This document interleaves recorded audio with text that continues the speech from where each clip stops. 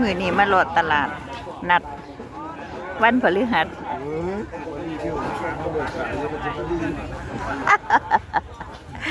หาซื้อเสื้อผ้าไปพ่อใหญ่ก่อนหน้าหนาวรอดคุยว่าสองตัวนี้มันเป็นฮะ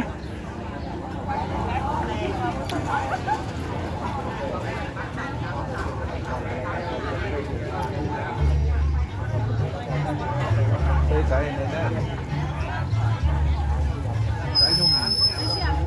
อาไปใส่ตัวนั้นใส่ยุ่งไปนั่นก็ยังไงเดี๋ยวอยู่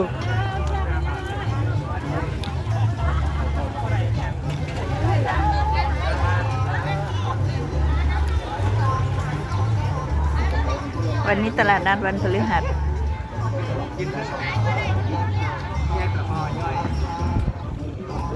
พ่อได้หยังแน่แนวกินนี่โอ้ยข่อยใจถ้ากูจับตัวนี้เมื่อครับข่อยบ่มองแม่พ่อยัง